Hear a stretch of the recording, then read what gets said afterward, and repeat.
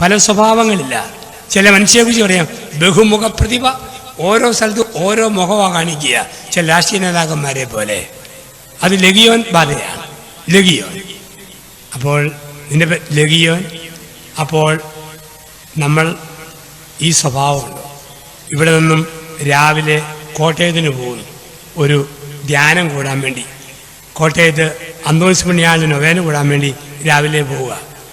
വണ്ടിയെ കയറുമ്പം കണ്ടക്ടർ വന്നിട്ട് പറഞ്ഞു ടിക്കറ്റ്. സത്യസന്ധരായ ആളാണ് പറയണം 5 ടിക്കറ്റ്. കണ്ടക്ടർ ചോദിക്കും ഒരാളും ഒരു സഞ്ചിയേ ഉള്ളൂ, 5 എണ്ണം. ഉടനെ പറയണം കണ്ടാൽ ഒന്നേ ഉള്ളെങ്കിലും 4 എണ്ണം കൂടെയുണ്ട്. 4 സ്വഭാവം അകത്തുണ്ട്.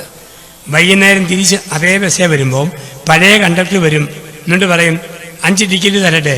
പറയണം വേണ്ട, 1 എണ്ണം മതി. അതെന്താ? 4 എണ്ണത്തെ ഞാൻ കോട്ടയത്ത് ഇറക്കിയിട്ടാണ് വരിക, ഇപ്പം ഞാൻ ഒന്നേ ഉള്ളൂ. ജീവിതത്തിൽ, നമ്മുടെ ജീവിതത്തിൽ നമുക്ക് ചേരാത്ത എന്തെങ്കിലും ഉണ്ടോ അതിനെ എടുത്തു മാറ്റുക, വകഞ്ഞു മാറ്റുക. ആസക്തികളാൽ കലുഷിതമായ പഴയ മനുഷ്യനെ ഉരിഞ്ഞു കളഞ്ഞ് യേശു ക്രിസ്തുവിൽ ഒരു പുതിയ മനുഷ്യനെ ധരിക്കുക. അതാണ് തിരുവചനം നമ്മളെയൊക്കെ ഓർമ്മിപ്പിക്കുന്നത്. ഇവിടെ വേദപുസ്തകത്തിൽ ഒരു കഥാപാത്രത്തിലേക്ക് നമ്മൾ കടന്നു വരികയാണ്. ലൂക്കാസ് വിശേഷം 15-ാം അധ്യായം 12 മുതൽ വാക്യങ്ങളിൽ കാണാതെ പോയ ഒരു മോൻ, ധൂർത്തപുത്രൻ. ആ ധൂർത്തപുത്രനിലേക്ക് നമുക്കൊന്ന് കടന്നു വരാം. എന്തെല്ലാമായിരുന്നു ധൂർത്തപുത്രൻ്റെ പ്രത്യേകതകൾ? ഒരു മനുഷ്യനെ പാപം എങ്ങനെ ഇറക്കി കൊണ്ടുപോകുമെന്നും മാനസാന്തരം എങ്ങനെ കയറ്റി കൊണ്ടുവരുമെന്നും പഠിപ്പിക്കുന്ന ഉപമയാണ് ലൂക്കാ 15-ലെ ധൂർത്തപുത്രനും മൂത്തപുത്രനും. എന്തായിരുന്നു ഇളയവനായ മകൻ്റെ ബലഹീനതകൾ? പടിപടിയായി തകർന്നുപോയ ജീവിതമാണ് ധൂർത്തപുത്രൻ്റെ. പടിപടിയായി 7 സ്റ്റെപ്പുകളിലൂടെയാണ് ധൂർത്തപുത്രൻ തകർന്നു പോയത്. 7 സ്റ്റേജുകളിലൂടെ. ഒന്നാമത്തേത് സ്വന്തം ഇഷ്ടമാണ്.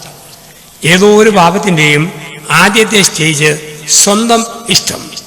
ചില മനുഷ്യരെ കാണാം തന്നിഷ്ടം പൊന്നിഷ്ടം ദൈവേഷ്ടം ബിംബിഷ്ടം എന്ന് പറഞ്ഞു പോകുന്നവരുണ്ട്. സ്വന്തം ഇഷ്ടം മാത്രം. ഭാര്യയുടെയോ മക്കളുടെയോ ഭർത്താവിൻ്റെയോ കാരണവന്മാരുടെയോ ആരുടെയും നോക്കുകയല്ല. ഞാൻ എൻ്റെ ഇഷ്ടം, എൻ്റെ വഴി, എൻ്റെ തോന്നൽ. ഇതാണ് പാപത്തിൻ്റെ ഒന്നാമത്തെ സ്റ്റേജ്, തന്നിഷ്ടം. ധൂർത്തപുത്രൻ പറഞ്ഞു എൻ്റെ ഇഷ്ടം പോലെ ഞാൻ വീതം മേടിക്കും. ഇത് ഒരു തീരുമാനമാണ്. പാപത്തിൻ്റെ ഒന്നാമത്തെ സ്റ്റെപ്പാണ് എടുക്കുന്ന തീരുമാനം. എൻ്റെ സൗകര്യം പോലെ ഈ പണം ഞാൻ കൈകാര്യം ചെയ്യും. എൻ്റെ സൗകര്യം പോലെ ഞാൻ വീതം മേടിക്കും. എൻ്റെ സൗകര്യം പോലെ ഈ ശരീരം വിട്ടുകൊടുക്കും. എൻ്റെ സൗകര്യം പോലെ ഈ പണം ഞാൻ ചെലവഴിക്കും. തന്നിഷ്ടം, സ്വന്തം ഇഷ്ടം. അങ്ങനെ സ്വന്തം ഇഷ്ടത്തിൽ കുറേ നാൾ ജീവിക്കുമ്പോഴാണ് ഒരു ക്യാരക്ടർ, ഒരു സ്വഭാവം നമ്മൾ രൂപപ്പെടും. അതിൻ്റെ പേരാണ് സെൽഫിഷ്നെസ്, സ്വാർത്ഥത. സ്വന്തം ഇഷ്ടം തീരുമാനം, അത് പ്രവൃത്തിയെ കൊണ്ടുവരുന്നതാണ്. വീതം മേടിച്ചു, സ്വാർത്ഥത. അവൻ ഇഷ്ടം പോലെ ചിന്തിച്ചു, ഇഷ്ടം പോലെ പ്രവർത്തിച്ചു, അവൻ വീതം മേടിച്ചു. 1 സ്വന്തം ഇഷ്ടം, 2 സ്വാർത്ഥത. ഇവിടെ മൂന്നാമതൊരു സ്റ്റേജിലേക്ക് കടക്കുന്നു. പാപം ലക്ഷ്യം തെറ്റലാണ്, സന്നിധി വിട്ടു പോകുന്നതാണ്, സാമീപ്യം വിടുന്നതാണ്. അതിന് വിളിക്കുന്ന വാക്ക് അകൽച്ച. അവൻ ദൂരദേശത്തേക്ക് പോയി, അകന്നുപോയാൽ അപകടമാണ്. 2 മുറികളിൽ പിണക്കമുള്ള ഭാര്യാഭർത്താക്കന്മാർ കുറേ നാൾ 2 മുറികളിൽ കിടന്നാൽ കുറച്ച് കഴിയുമ്പം ഭർത്താവിനെ അവൾക്ക് വേണ്ടാന്ന് തോന്നും, ഭാര്യയെ അവന് വേണ്ടാന്ന് തോന്നും. അതുകൊണ്ടാണ് പറയുക, എത്ര പിണക്കമുണ്ടെങ്കിലും ഒരു മുറിയിലെ ദമ്പതിമാർ കിടക്കാവൂ. അകൽച്ച മനസ്സിനെ അകറ്റും. മക്കൾ എപ്പോഴും വീട്ടിൽ നിന്ന് അങ്ങ് പോവുക, ഏത് സമയം പുറത്ത്, മിനിമം സമയം വീട്ടിൽ. അവിടെ ഓർക്കണം, മക്കളുടെ തകർച്ച ആരംഭിച്ചു. അകൽച്ച. പറ്റുന്നിടത്തോളം ലേറ്റായിട്ട് വീട്ടിൽ വരിക, പരമാവധി നേരത്തെ ഇറങ്ങുക. ഇതൊക്കെ തിന്മയുടെ അടയാളങ്ങളാണ്. അകൽച്ച. ദൈവാനുഗ്രഹത്താൽ കൊറോണ വൈറസും COVID-19 വന്നപ്പം പുറത്തുപോകിനൊക്കെ ഒരു പരിമിതി, ഒരു കടിഞ്ഞാൻ വീണിട്ടുണ്ട്. അത് മറ്റൊരു വശം. അകൽച്ച. പള്ളിയിൽ കുറേ നാൾ പോകാതിരുന്നാൽ പിന്നെ പോകണ്ടെന്ന് തോന്നും. കുമ്പസാരിക്കുമ്പം പാപം പറയാനില്ല, കാരണം പാപബോധം നഷ്ടപ്പെട്ടു പോയ കല്ലുകളായി മാറി. ഓൺലൈനിൽ ഒരു കുർബാന കണ്ടു ഒപ്പിച്ചു അങ്ങ് പോയാൽ മതി, ആ രീതിയിൽ ചിന്തിക്കും. ഇപ്പം പാപം എന്ന് പറയുന്നത് ഒരു അകൽച്ചയാണ്. 4 പാപം സുഖലോലുപതയാണ്. പാപത്തിലായിരിക്കുന്ന മനുഷ്യൻ സുഖലോലുപത തേടും.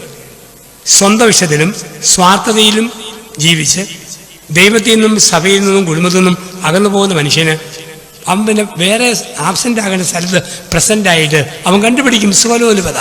കിട്ടിയതെല്ലാം ദൂർത്തടിച്ചു. ഇഷ്ടം പോലെ കള്ളു കുടിച്ച് പണം ദൂർത്തടിക്കാം, കാശ് വെച്ച് ചീട്ട് കളിച്ച് പണം ദൂർത്തടിക്കാം, വസ്ത്രവും ചെരുപ്പും സ്വർണവും മേടിച്ച് ദൂർത്തടിക്കാം, അലങ്കാര വസ്തുക്കൾ, ആഡംബര വസ്തുക്കൾ, മേക്കപ്പ് സാധനങ്ങൾ മേടിച്ച് നമുക്ക് ദൂർത്തടിക്കാം. പാപം സുഖലോലുപതയാണ്.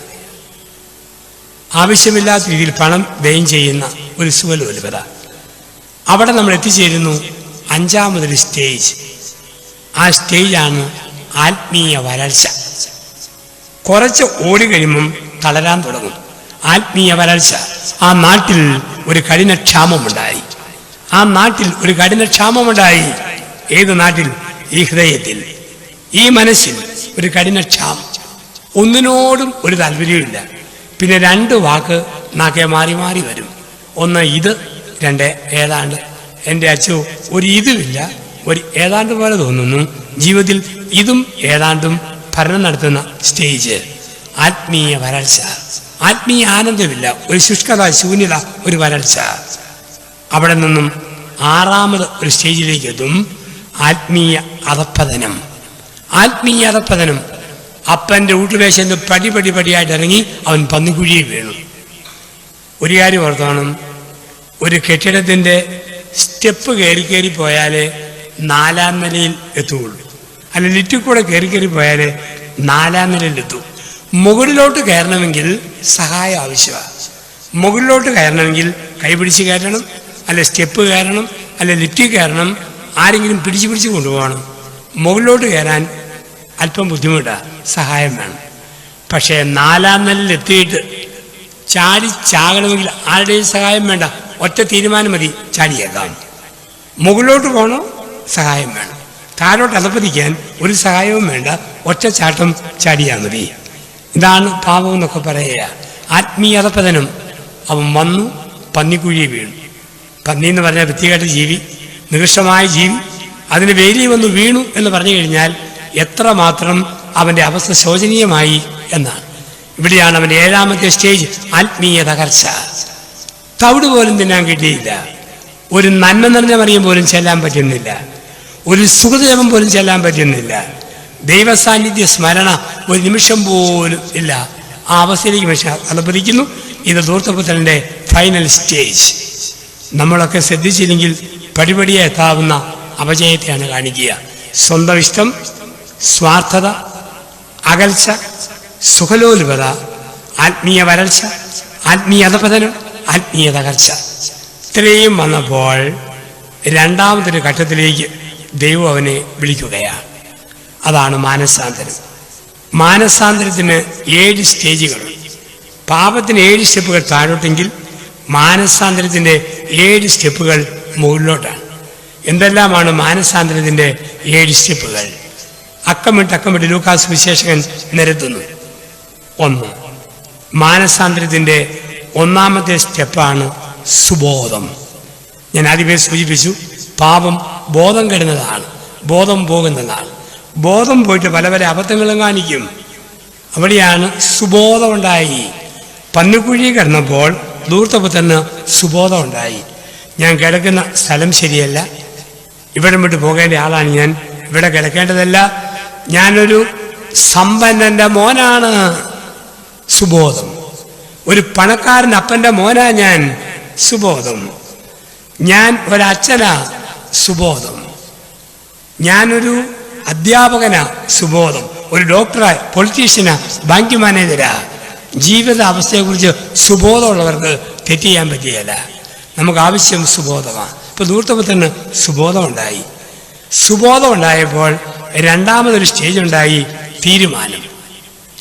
നല്ല സുബോധം ഉണ്ടാകുമ്പോൾ നല്ല തീരുമാനങ്ങളും ഉണ്ടാവും. എന്താ തീരുമാനം? ഇവിടം വിട്ട് ഞാൻ പോകും, ഒരു തീരുമാനം. ഇവിടം വിട്ട് ഞാൻ പോകും, ഉറച്ച ഒരു തീരുമാനം എടുക്കുന്നു. നമുക്കും വേണം ഈ 8 നോമ്പിൽ ഒരു തീരുമാനം. കാരണം ആയുസ് എത്ര നീളുമെന്ന് നമുക്കാർക്കും പറയാൻ പറ്റുകയില്ല. അതുകൊണ്ട് തീരുമാനമെടുത്തേ പറ്റൂ. 2000 ആണ്ടിന് ശേഷം ഒരുപാട് മാറ്റങ്ങൾ ഈ ലോകത്ത് വന്നു തുടങ്ങി. എന്തെല്ലാം കാറ്റുകൾ, ഡെങ്കിപ്പനി, ജപ്പാൻ ജ്വരം, ചിക്കൻ ഗുനിയ, ഗില്ലംപാനി, വീണ്ടും നമ്മൾ കാണുന്നു കൊറോണ വൈറസ്, COVID-19 ഇതെല്ലാം അങ്ങ് വന്നു. നമ്മൾ ഒരുപാട് അസ്വസ്ഥരാണ്. ഭൂമികുലുക്കത്തിൻ്റെ കാലം, കുലുങ്ങുന്ന കാലം, ഇതിൻ്റെയൊക്കെ ലോകത്തിലാണ് നമ്മൾ ജീവിക്കുക. നമുക്കൊന്നും ഉറപ്പല്ല നാളെ എന്തെന്ന്. അപ്പം അങ്ങനെയുള്ളിടത്ത് നല്ല തീരുമാനം.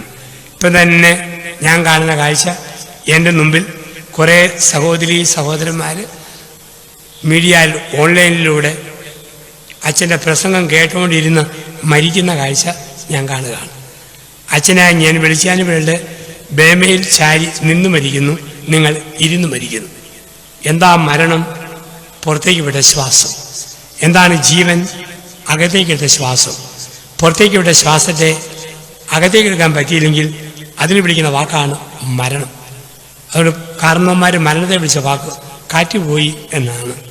ജീവിതം പോയ കാര്യം തിരിച്ച് കയറ്റാൻ പറ്റുന്നതാണ് ഓരോ നിമിഷവും കൊണ്ട്. ഇവിടെയാണ് തീരുമാനം. അത് നീട്ടിവെക്കരുത്, നാളെ നീട്ടിവെക്കരുത്. കാരണം ദൈവത്തിന് എല്ലാം ഇന്നാണ്. ഇന്നലകൾ ദൈവത്തിനില്ല. പഴയ ആകാശം പഴയ ഭൂമി കടന്നുപോയി. നാളെയെക്കുറിച്ചും തമ്പുരാൻ ശ്രദ്ധിക്കുന്നില്ല. ഈ നിമിഷം ജീവിച്ചുകൊള്ളുക. കാരണം നമുക്ക് കിട്ടിയിരിക്കുന്നത് ഈ സെക്കൻഡാണ്. അടുത്ത സെക്കൻഡിൽ അറ്റാക്ക് വന്ന് മരിക്കാം.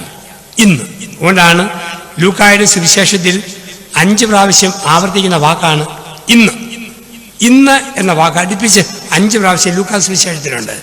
ലൂക്കാ 2:11 നിങ്ങൾക്കായി രക്ഷകൻ ദാവീദിന്റെ പട്ടണമായ ബെത്ലഹേമിൽ ഇന്ന് ജനിച്ചിരിക്കുന്നു. ലൂക്കാ 4:21 നിങ്ങൾ കേട്ടിരിക്കുന്ന തിരുവെഴുത്തുകൾ ഇന്ന് നിറവേറിയിരിക്കുന്നു.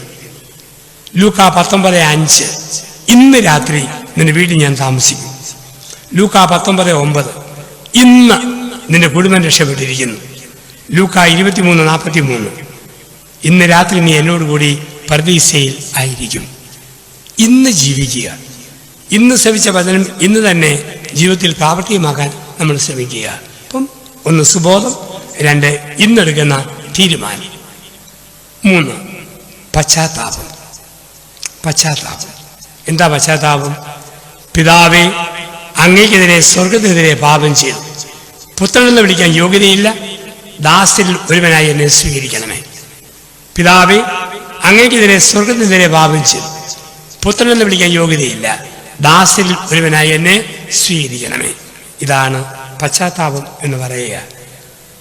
ജീവിതത്തിൽ വന്നുപോയ വീഴ്ചകളെക്കുറിച്ചുള്ള ഒരു പശ്ചാത്താപം, തെറ്റിപ്പോയല്ലോ എന്നുള്ള വീണ്ടും വിചാരം, ഇത് വളരെ പ്രധാനപ്പെട്ടതാ മാനസാന്തരത്തിൽ. ഏത് ചെറിയ പാപത്തെക്കുറിച്ച് നമ്മൾ അനുദപിക്കണം. അവിടെ 4മതൊരു സ്റ്റേജുണ്ട്. ആ 4മത്തെ സ്റ്റേജാണ് റിട്ടേൺ, തിരിച്ചു പോക്ക്. സുബോധം, തീരുമാനം, പശ്ചാത്താപം, തിരിച്ചു പോക്ക്. ചിന്ത പ്രവൃത്തി കൊണ്ടുവരികയാണ്. നമ്മൾ നാളെ ചെയ്യാവുന്ന ഒന്നും വെച്ചേക്കല്ല. കിട്ടിയ സമയത്ത് നമ്മൾ ചെയ്തോണം. അതാണ് തിരിച്ചു പോക്ക്. ഒരു തെറ്റ് തിരുത്തി നല്ലത് ചെയ്യണമെന്ന് തോന്നിയോ ഇന്ന് തന്നെ അത് ചെയ്യണം. പ്രാർത്ഥന വീട്ടിൽ നിന്ന് പോയി ഇന്ന് തന്നെ ആ പ്രാർത്ഥനയിലേക്ക് തിരിയണം. ബൈബിൾ വായന നിന്നുപോയി ഇന്ന് വീട്ടിൽ ചെന്ന് ഒരധ്യായം ബൈബിൾ വായിക്കണം. ദാനധർമ്മങ്ങൾ തീർന്നുപോയി, ഞാനത് സാവധാനത്തിൽ ചെറിയ ചെറിയ ദശാംശങ്ങൾ കൊടുത്തു തുടങ്ങണം. പള്ളിക്കാകാം, അത് പാവങ്ങൾക്കാകാം, ഞാനത് കൊടുത്തു തുടങ്ങണം. ദൈവികമായ വഴികളിൽ നിന്ന് അകന്നകന്നു പോയി നമ്മളിതിലേക്ക് തിരിച്ചു നടക്കണം. ഇതാണ് റിട്ടേൺ, തിരിച്ചു പോകും. അങ്ങനെ തിരിച്ചു ചെല്ലുമ്പോൾ 5മത് ഒരു സ്റ്റേജുണ്ട്. 5മത്തെ സ്റ്റേജാണ് പുനർസംഗമം. 5മത്തെ സ്റ്റേജാണ് പുനർസംഗമം. എന്താണ് പുനർസംഗമം? ധൂർത്തപുത്രൻ ചെല്ലുമ്പോൾ അപ്പൻ 2 കൈ നീട്ടി മോനെ കാത്തു നിൽക്കുന്നു. പുനർസംഗമം.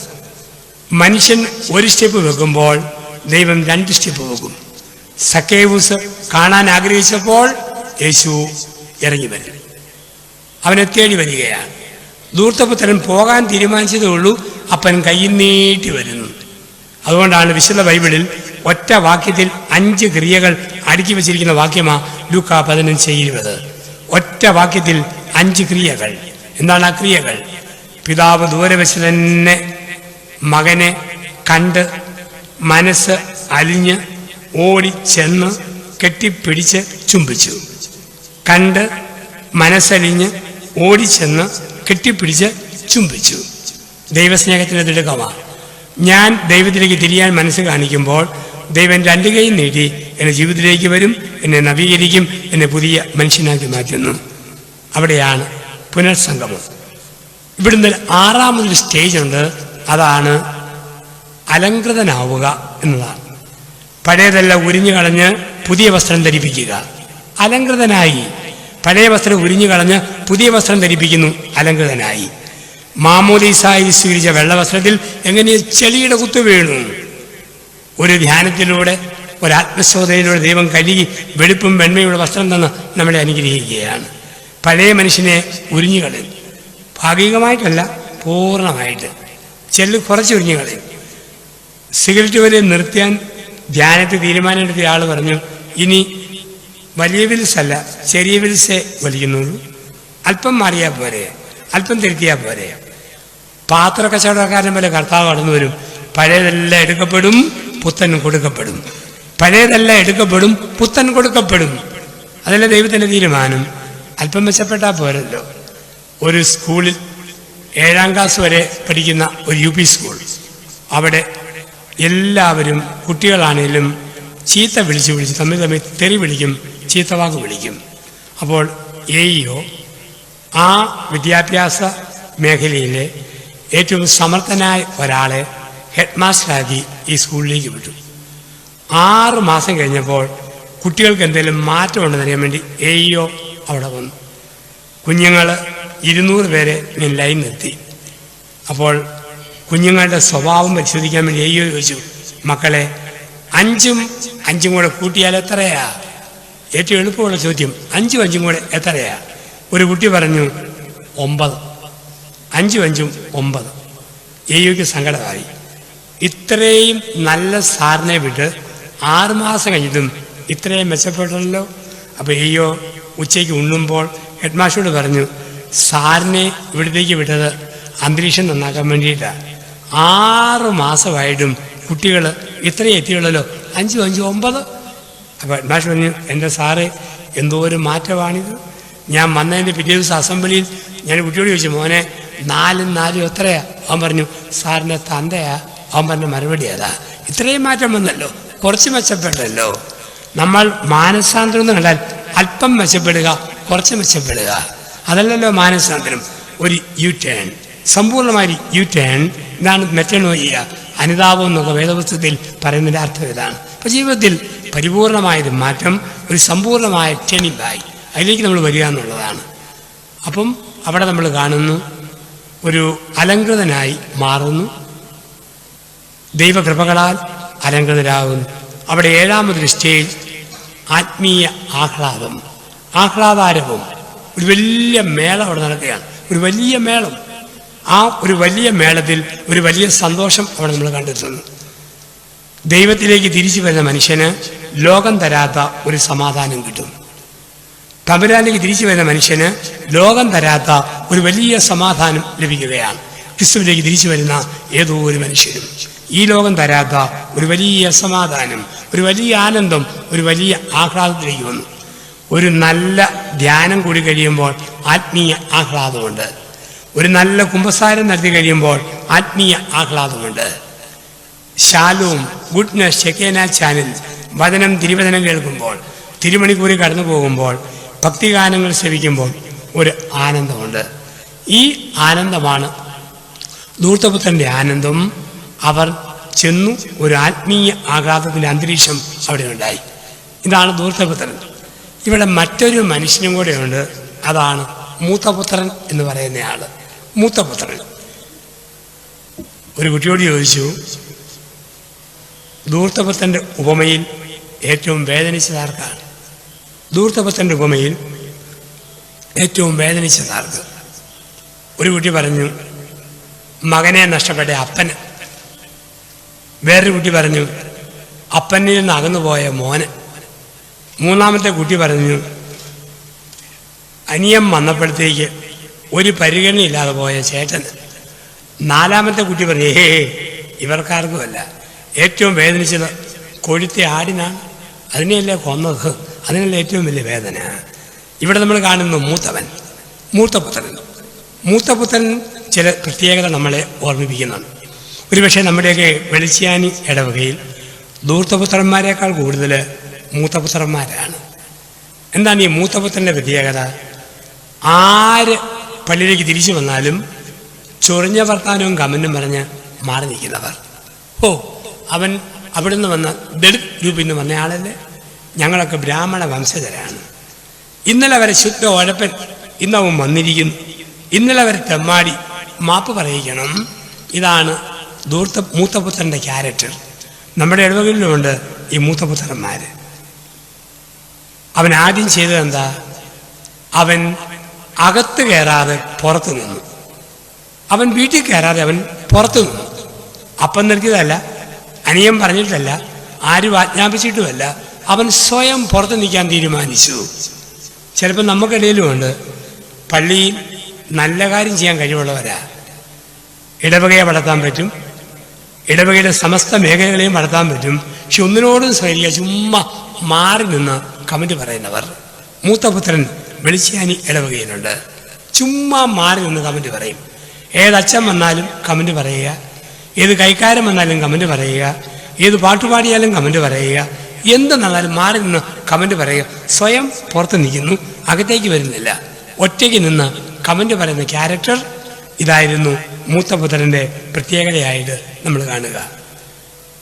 രണ്ടാമത് അവൻ്റെ പ്രത്യേകത, അർഹത ഇല്ലാത്തവരിൽ നിന്നും വിവരം ശേഖരിച്ചു. അവൻ അപ്പനോടാ ചോദിക്കണം, എന്നാ അപ്പ ഈ വലിയ ആഘോഷം, എന്താ അപ്പ ഈ ആഘോഷം? ചോദിച്ചില്ല. അവൻ ചുമ്മാ പണിക്കാരോട് ചോദിച്ചു. അറിവില്ലാത്ത മനുഷ്യരോട് ചുമ്മാ വിവരം ശേഖരിക്കുക. അർഹതയില്ലാത്തവരിൽ നിന്നും വിവരം ശേഖരിക്കുന്ന ഒരു സ്വഭാവം നമുക്കുണ്ട്. ആ സ്വഭാവം വാട്സപ്പിൽ കാണുന്നതാണ് സത്യം. എന്തോ വാട്സപ്പിൽ കണ്ടു, ഉടനെ അങ്ങ് ഷെയർ ചെയ്യുകയാണ്, സത്യമാണെന്ന് ഓർത്തുകൊണ്ട്. പിന്നീടറിയും ഈ പറഞ്ഞത് കള്ളമാണ്. ഇനി എപ്പോഴും വൈദികരെയും മെത്രാന്മാരെയും സഭയും കൂദാശികളെയും കുറ്റം പറയുന്ന മനുഷ്യരുണ്ട്. അവരുടേത് മാത്രം ലൈക്ക് അടിക്കുക, അത് മാത്രം കാണുക, അത് മാത്രം ഷെയർ ചെയ്യുക. അങ്ങനെയുള്ള സ്വഭാവമുള്ള മനുഷ്യരെ കാണാം, ചീഞ്ഞ സ്വഭാവമുള്ളവർ. അവരെപ്പോഴയക്കുന്നതും നെഗറ്റീവ് റിമാർക്സ് മാത്രമാണ്. അവർ വായിക്കുന്നതും ഇങ്ങനെയുള്ളതാണ്. അർഹതയില്ലാത്തവരിൽ നിന്നും വിവരം ശേഖരിക്കുന്ന രീതി. അർഹതയില്ലാത്തവരിൽ, അതുകൊണ്ടാണ് നമ്മൾ പറയുക, നല്ല പണിയുള്ളവന് കുടിക്കാൻ തംസപ്പ്, ചെറിയ പണിയുള്ളവന് സിപ്പപ്പ്, ഒരു പണിയില്ലാത്തവന് വാട്സപ്പ് എന്നാണ് പറയുക. നിങ്ങൾ ചൊറിഞ്ഞും മന്ദിയും കിള്ളിയിരിക്കും, കിട്ടുന്ന പൊട്ടത്തിലെ വല്ല സത്യമാണ് നിങ്ങളുടെ ഷെയർ ചെയ്യുന്ന സ്റ്റാൻഡേർഡ് ഇല്ലാത്ത മനുഷ്യരുണ്ട്. അർഹതയില്ലാത്തവരിൽ നിന്നും വിവരം ശേഖരിക്കുക. ചില കാര്യം നമ്മളിങ്ങനെ പറഞ്ഞു നടക്കും. ആരെക്കുറിച്ച് പറഞ്ഞു ആ വ്യക്തി അതൊന്നും അറിയുന്നില്ല. പറയുന്ന എനിക്കും പറയുന്ന വിഷയത്തിനും പറയപ്പെടുന്ന മനുഷ്യനും കേൾക്കുന്നവർക്കും ഒരു ഗുണവും ഇല്ലെങ്കിൽ ആ കാര്യം മിണ്ടാതിരിക്കുന്നതാണ് നല്ലത്. മൗനം വിദ്വാനുഭൂഷണമെന്ന. അപ്പോൾ ഒന്ന്, സ്വയം പുറത്ത് നിൽക്കുക. രണ്ട്, അർഹതയില്ലാത്തവരിൽ നിന്നും വിവരം ശേഖരിക്കുക. അവൻ്റെ മൂന്നാമത്തെ പ്രത്യേകത എന്തെന്ന് ചോദിച്ചാൽ, അവൻ സ്വന്തം സഹോദരനെ സഹോദര എന്ന് വിളിക്കുന്നില്ല. ആ ഉപമയിൽ മുഴുവൻ ജ്യേഷ്ഠനും അനുജനും എന്ന വാക്കില്ല. ആ ഉപമയിൽ മുഴുവൻ സഹോദരന്മാരെന്നുള്ള വാക്കില്ല. രണ്ട് മക്കൾ, പരസ്പരം ബന്ധമില്ലാത്ത രണ്ട് മക്കൾ, രണ്ട് റെയിൽവേ പാളങ്ങൾ പോലെ, പള്ളിയുടെ രണ്ട് തൂണ് പോലെ ഇങ്ങനെ നിൽക്കുന്നു, അകത്ത് യാതൊരു ബന്ധവുമില്ല. അതുകൊണ്ടാണ് അവൻ പറയുന്ന വാക്ക്, നിന്റെ മകൻ, എൻ്റെ അനുജൻ വന്നപ്പോഴെന്നല്ല, നിന്റെ മകൻ വന്നപ്പോൾ നീ എല്ലാം അവന് കൊടുത്തു, എനിക്കൊന്നും തന്നില്ലല്ലോ. അപ്പോൾ അനിയൻ വരുമ്പോഴത്തേക്ക് ജ്യേഷ്ഠന് നഷ്ടം വരിക. നിന്റെ മകൻ എൻ്റെ സഹോദരനെ വിളിക്കേണ്ടതാ. ചില അങ്ങനെയുണ്ടല്ലോ, കാണാതെ പോയൊരു മോൻ തിരിച്ചു വരുമ്പോഴത്തേക്ക് സഹോദരങ്ങൾക്ക് ടെൻഷനാണ്. കാരണം സ്വത്തിൻ്റെ വീതത്തിന് വീണ്ടും അവകാശിയായി. 7 പഠിക്കുന്ന കുട്ടിയോട് ചോദിച്ചു, COVID-19 കൊറോണ വൈറസ് നിനക്ക് ബുദ്ധിമുട്ട് വല്ലതും വരുത്തിയാൽ പറഞ്ഞു, ബുദ്ധിമുട്ട് വരുത്തിയാൽ എന്താ, നിങ്ങളെല്ലാവരെയും വലിയ നഷ്ടം സഹിക്കേണ്ടി വന്നത് ഞാനാണ്. ചോദിച്ചു, വല്ലതും ആടുമാടുകൾ ചത്തൊടുങ്ങിയോ? ഇല്ല.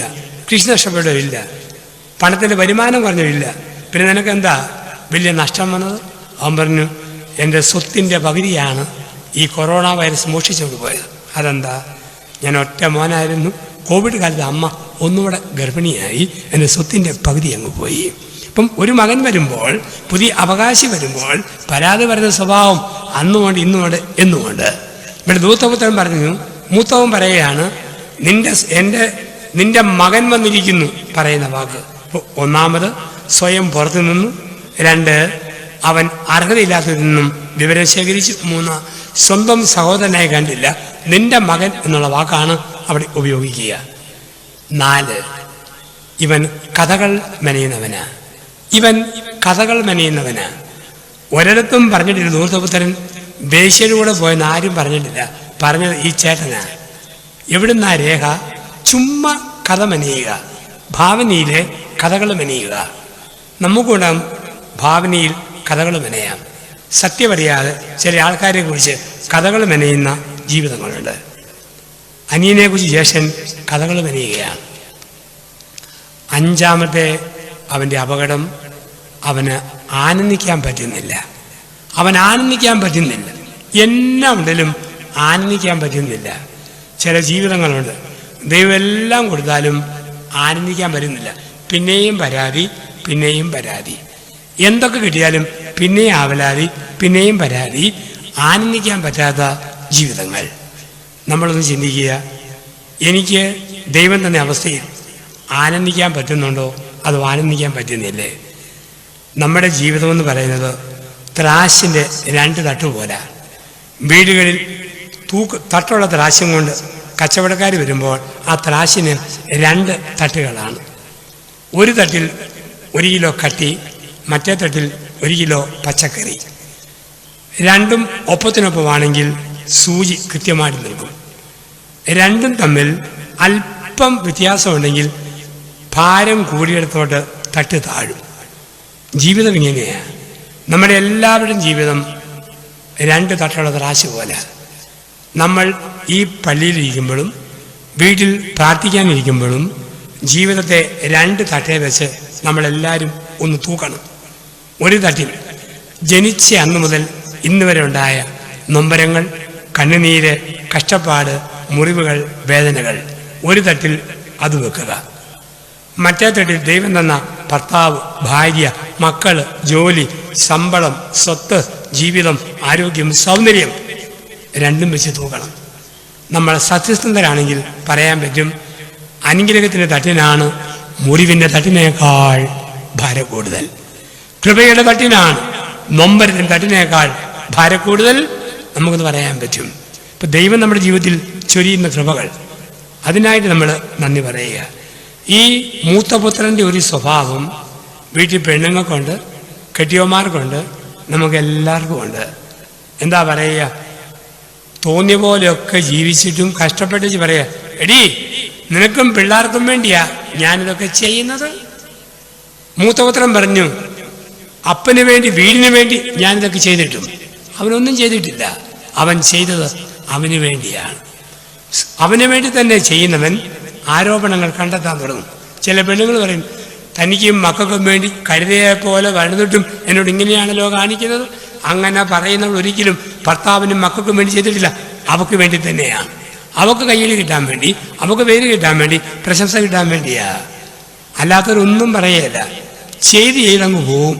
ഇപ്പം മൂത്തപുത്രൻ പറയുകയാണ്, ഇത്രയും നാൾ നിനക്ക് വേണ്ടി, വീടിന് വേണ്ടി അരഞ്ഞിട്ടും നീ ഒരു കോഴിപ്പൂവിനെ പോലും കൊന്നു തന്നില്ലല്ലോ എന്ന് പറയുമ്പോൾ അവൻ അതുവരെ ജീവിച്ചത് അവന് വേണ്ടിയാ. അപ്പോൾ ഇവിടെ നമുക്ക് പറയാൻ പറ്റിയല്ല, മൂത്തപുത്രൻ അത്ര മൂത്തിട്ടൊന്നുമില്ല, മൂത്തോണ്ടിരിക്കുന്നതേ ഉള്ളൂ. ഇനി കുറെ കൂടി എടുക്കും ശരിക്കും മൂക്കാനായിട്ട്. ജീവിതത്തിൽ നമ്മൾ ഏത് ഭാഗത്ത് നിൽക്കുന്നു? നമ്മളും മൂത്തപുത്രനെ പോലെ ഈ ആവലാതികളും പരാതികളും പറയുന്ന മനുഷ്യ ജന്മമാണോ നമ്മുടെ ജീവിതം എന്നൊരു ചിന്ത ഹൃദയത്തിലേക്ക് നമ്മൾ കൊണ്ടുവരിക. കർത്താവ് വിളിക്കുന്നത് മാനസാന്തരത്തിലേക്കാണ്. മാനസാന്തര സന്ദേശമാണ് ലൂക്ക 3:4 മുതൽ 6 വരെ വാക്യങ്ങൾ. മാനസാന്തരത്തിൻ്റെ 4 സ്റ്റേജുകൾ. അത് കാണുമ്പോൾ ഈ മണിക്കൂറുകൾ ഇവിടെ അവസാനിക്കുന്നു. മാനസാന്തരത്തിൻ്റെ 4 സ്റ്റേജുകൾ. യൂദയായുടെ മരുഭൂമിയിൽ ദൈവത്തിന് ശക്തമായി വിഴുങ്ങിയ മരുഭൂമിയിലെ ശബ്ദം യോഹന്നാൻ മാഗ്ദാന. അദ്ദേഹത്തിൻ്റെ പ്രസംഗമാണ് യോഹന്നാൻ 3, ലൂക്ക 3, 4 മുതൽ 6 വരെ വാക്യങ്ങൾ. 4 കാര്യങ്ങൾ നമ്മൾ ശ്രദ്ധിക്കണമെന്നാണ്. ഈ ധ്യാനത്തിൽ പങ്കെടുക്കുന്ന നമ്മളെല്ലാവരും 4 കാര്യങ്ങൾ ശ്രദ്ധിക്കണം. എന്തെല്ലാമാണ് ശ്രദ്ധിക്കേണ്ട 4 കാര്യങ്ങൾ? 1, കുന്നും മലയും നിരത്തണം. കുന്നും മലയും നിരത്തണം. കുന്ന എന്നതിൻ്റെ ബൈബിൾ വ്യാഖ്യാനം അഹങ്കാരം. മല എന്നതിൻ്റെ ബൈബിൾ വ്യാഖ്യാനം സ്വയനീതീകരണം. ഈ 2 കാര്യങ്ങൾ നമ്മൾ തിരുത്തണം. അഹങ്കാരവും തിരുത്തണം, സ്വയനീതീകരണവും നമ്മൾ തിരുത്തണം. അഹങ്കാരത്തെയും സ്വയനീതീകരണത്തെയും നമ്മൾ തിരുത്തണം. ഓരോരുത്തർക്ക് ഓരോ രീതിയിൽ അഹങ്കാരം. ഒരാൻറ്റി പ്രായമുള്ള അച്ഛൻ്റെ അടുക്കൽ കുമ്പസാരിക്കാൻ വന്നിട്ട് പറഞ്ഞു, അച്ഛാ എനിക്ക് അഹങ്കാരമുണ്ട്, അത് അപകടമാണോ? അച്ഛൻ പറഞ്ഞു, മോളെ അഹങ്കാരം അപകടമാണ്. അഹങ്കരിക്കുന്നവർ ദൈവം ചിതറിക്കുമെന്നാണ് മാതാവ് സ്തോത്രഗീതത്തിൽ പറഞ്ഞത്. അഹങ്കാരം എന്നും അപകടമാണ്, ഒരിക്കലും അഹങ്കരിക്കരുത്. കെട്ടിയവന് പ്രശ്നം വരും, മക്കൾക്ക് ഗതി പിടിക്കുകയില്ല, കുടുംബം തകർന്നു പോകും ഒരമ്മയുടെ അഹംഭാവം മൂലം. അച്ഛൻ അറിയാനുള്ള ആകാംക്ഷ ചോദിച്ചു, മോള് എന്തിൻ്റെ പേരിലാണ് അഹങ്കരിച്ചത്? ഉടനെ ആ സ്ത്രീ പറഞ്ഞു, അച്ഛോ എൻ്റെ സൗന്ദര്യത്തിൻ്റെ പേരിലാണ് ഞാൻ അഹങ്കരിച്ചത്. അച്ഛൻ പറഞ്ഞു, മോള് ധൈര്യമായിട്ട് പോകൂ, തെറ്റിദ്ധാരണ ഒരിക്കലും പാപമല്ല, നമുക്ക് എഴുന്നേറ്റ് പോകാം. അഹംഭാവം പല വിധത്തിൽ മനുഷ്യൻ്റെ ജീവിതത്തിൽ കടന്നു വരാം. നീ എത്രത്തോളം ഉന്നതനാണോ അത്രയും നിന്നെ തന്നെ താഴ്ത്തുക. എളിമപ്പെട്ട് വിനയപ്പെട്ട് അഹംഭാവത്തെ അതിജീവിക്കണം. എത്ര തെറ്റ് പറ്റിയാലും സ്വയം നീതീകരിക്കരുത്. ഒരു തെറ്റ് പറ്റിയിട്ട് അവൻ അങ്ങനെയല്ലേ, മെത്രാൻ ഇങ്ങനെയല്ലേ, അച്ഛൻ അങ്ങനെയല്ലേ, പിന്നെ ഞാൻ ഇങ്ങനെയായാലും എന്താ? അതാണ് സ്വയനീതീകരണം. സ്വയനീതീകരണം ഒരിക്കലും വരുത്. അഹംഭാവത്തെയും സ്വയനീതീകരണത്തെയും യേശു പുച്ഛിക്കുകയാണ് യോഹന്നാൻ സ്നാപകന്റെ പ്രബോധനത്തിലൂടെ. 2, താഴ്വരകൾ നിരത്തണം. കുന്നും മലയും നികത്തണം, നിരത്തണം, താഴ്വര നികത്തണം. എന്താണ് താഴ്വര? ബൈബിൾ താഴ്വര എന്ന് പറഞ്ഞാൽ മനുഷ്യൻ്റെ പാപാവസ്ഥയാണ്. മനുഷ്യാത്മാവിൻ്റെ പാപാവസ്ഥയാണ് ബൈബിൾ താഴ്വര എന്ന് പറയുക. പാപത്തിൻ്റെ താഴ്വരകൾ പരസ്നേഹ പ്രവൃത്തികളാൽ, പുണ്യപ്രവൃത്തികളാൽ, ദാനധർമ്മങ്ങളാൽ, തപശ്ചര്യാദികളാൽ ആ താഴ്വര നികത്തണം. കർത്താവെ, അഗാധത്തിൽ നിന്ന് നിന്നെ ഞാൻ വിളിക്കുന്നു. വീട് കിടക്കുന്ന മനുഷ്യാത്മാവിൻ്റെ പാപാവസ്ഥയാണത്. ഇപ്പം ജീവിതത്തിൽ അങ്ങനെയുള്ള തിന്മയുടെ മേഖലകളെ നമ്മൾ നികത്തണം. 3, വളഞ്ഞ വഴികൾ നേരെയാകണം. നേരേവ നേരേവു. നമ്മളോട് സംസാരിക്കുന്നവർക്ക് ബോധ്യം വരണം, ഇവൻ കറക്റ്റാ, ഇവൾ കറക്റ്റാ. പുറത്ത് ചിരിച്ചിട്ട് അകത്ത് പല്ല് തീർമെന്ന ക്യാരക്ടർ അരുത്. പുറത്ത് പത്തി അകത്ത് കത്തി, അതൊരിക്കലും വരുത്. ഉള്ളിലെ സ്വഭാവം പുറത്തും കാണിക്കണം. നമ്മുടെ സംസാരം അതെ അതെ എന്നും അല്ല അല്ല എന്നും ആയിരിക്കണം. ഇതിനാണ് പറയുന്ന വാക്ക് വളഞ്ഞ വഴികൾ നേരെയാകണം. വളഞ്ഞ കാശിടപാടുകൾ, വളഞ്ഞ കത്തിടപാടുകൾ, വളഞ്ഞ ഫോൺ വിളികൾ, വളഞ്ഞ സുഹൃത്ത് ബന്ധങ്ങൾ എല്ലാം ഉപേക്ഷിക്കുന്നു. വളഞ്ഞ വഴികൾ നേരെയാകണം. 4, പരിപരുത്തത് മൃദുവാക്കപ്പെടണം. മകളുടെയൊക്കെ ഒരു പരാതി ഇതാണ്, അപ്പം നല്ലയാളാ, പക്ഷെ ഇടയ്ക്കിടയ്ക്ക് പ്രാവും, ചുമ്മാ ശപിക്കും, ഗുണം പിടിക്കുകയില്ല, മുടിഞ്ഞു പോകത്തേ ഉള്ളൂ, നിന്റെ മക്കളെ കൊണ്ട് അനുഭവിക്കുകയില്ല, ഇത് കൂടി വാക്ക് പറയും. മക്കൾ പറയും നല്ല അപ്പനാ, കഷ്ടപ്പെട്ട ആളുവാ, അപ്പനിങ്ങനെ പ്രാകുന്ന വാക്ക് പറയാച്ചാ, അങ്ങനെ ആ സ്വഭാവമായി പോയി, അതൊന്ന് മാറ്റിയാൽ കൊള്ളാം. അപ്പം ഞാൻ പറഞ്ഞു, വർത്താനം പറഞ്ഞുകൂടി ചോദിച്ചു, മക്കള് ഞാൻ പ്രാവൂന്ന് വല്ലതും പറഞ്ഞു? ഞാൻ പറഞ്ഞില്ല. പിന്നെ അല്പം ഒക്കെ ഇങ്ങനെ ചില കടുപ്പമുള്ള വാക്കൊക്കെ പറയുമെന്ന് പറഞ്ഞു. എന്നാലും പ്രാവെന്ന് പറഞ്ഞില്ല. നമ്മൾ ചിലപ്പോഴൊക്കെ കുഞ്ഞായിട്ടൊക്കെ രക്ഷപ്പെടാൻ വേണ്ടി. എൻ്റെ അച്ഛ, ഒരപ്പന് സ്വന്തം മക്കളെ പ്രാകാൻ പറ്റൂ? എൻ്റെ ചോരയുടെ ചോരയല്ലേ മക്കൾ, അവരെ പ്രാകാന്ന് പറയുന്നത് എന്നെ തന്നെ പ്രാകുന്ന പോലെ അല്ലേ അച്ഛാ? ഒരിക്കലും പ്രാകാത്ത എന്നെക്കുറിച്ച് ഇങ്ങനെയൊക്കെ പറയുന്നവന്മാർ മുടിഞ്ഞു പോവുകയുള്ളൂ. ഇതാണ് വാക്കെന്ന് പറയുക. പരിക്കൻ പെരുമാറ്റങ്ങൾ, പരുഷമായ രീതികൾ, പരിപരുത്തവ മൃദുവാക്കപ്പെടണം. ഇത്രയും ചെയ്യുമ്പോൾ ഫൈനൽ സ്റ്റേജിലെത്തും. കർത്താവിന് സ്വീകാര്യമായ മത്സരം അവിടുന്ന് പ്രഖ്യാപിക്കും. ഈ ചിന്തകൾ ഹൃദയത്തിൽ നമുക്ക് സൂക്ഷിക്കാം.